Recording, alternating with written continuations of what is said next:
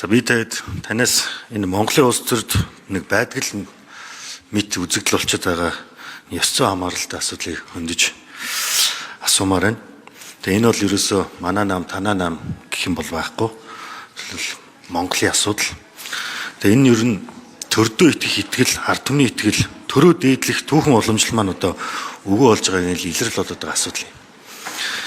Асуулт нь юу юм гэхээр ер нь бол авилга албан тушаалын хэрэгт холбогдсон, шүүхээр ял шийдгүүлсэн, төрийн өндөр дээд албан тушаалд альжижсэн хүмүүс нам улс төр төрийн үйл ажиллагаанд идэвхтэй оролцоор байх нь төрд хуульдах байгууллага итгэх, иргэдийн итгэл сулрах үндэс болж байгаа гэдэгтээ та санал нийлэх үү?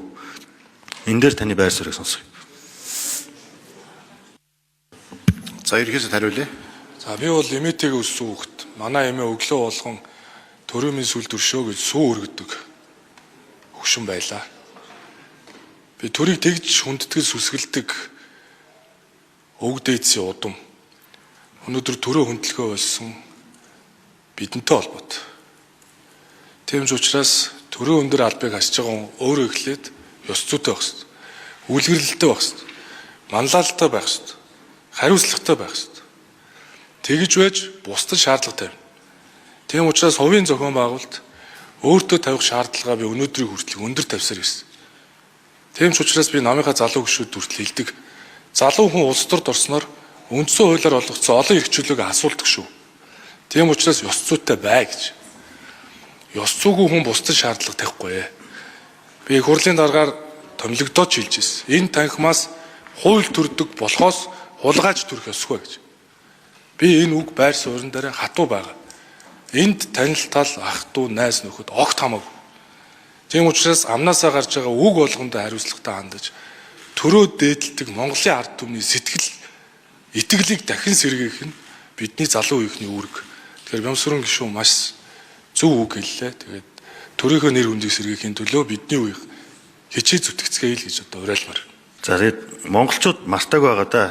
Хэдхэн жилийн өмнө жидүүгийн хөнгөлтэй зэлийг Монгол Ардын намын 40 гишүүн толгой дараалаад авч ирсэн. Тэгээ өнөөдөр энэ хүмүүс хуулийн болон ёс зүйн хариуцлага хүлээгээд улс төрөөс холдох ёстой байтал бүр эсрэгээрээ бүр өндөр албан тушаалаа явьж байгаа. Жишээ нь энэ жидүүгээд хөнгөлтэй зэлийг авсан хүмүүсийн нэг нь бол та өөрөө. Танаас зогсохгүй таны танхимын одоо бас хэд хэдэн сайд нар бас энэ зэлийг авч ирсэн. Тэгэхээр ийм учраас л одоо энэ төр засагт итгэх иргэдийн итгэл буураад байна. Тэгээ энэ мэд асуудлыг намын даргын хувьд ч тэр ерөнхий сайдын хувьд ч тэр цаашид юу ямар бодиттой алхам хийх юм. Ямар зарцсан барьж ажиллах вэ гэж асуув. Улс төрд олон жил яваа хүн ард түмнэрээ шүүлэх нь ард түмнэрээ шүүмжлүүлэх нь байдаг л үзэгдэл. Гэхдээ үнэн мөнийг тогтоох ёстой. Би эдгээр тусгай сангуудын бүх мэдээллийг ил болгож исэн хүн. Хоёрт бол би энэ сангаас ямар нэгэн нөлөөлөл ашиг зээл тусламж авсан зүйл байхгүй. Хамгийн ихэнд би тайлбарыг нь хэлж исэн.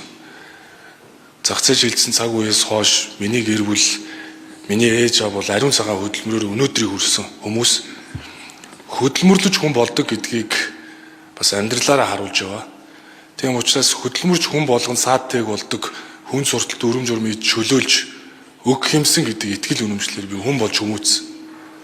Тийм учраас надад нуугаад хаагаад байх, ард түмнээсээ нуугдаад байх нэг зүйл байхгүй. Миний ахуй амьдрал, гэр бүл, бизнес, хөрөнгө орлогын мэдүүлэг бүх зүйл ил тод. Цаашдаж би энэ байр сууриа барьж ажиллана.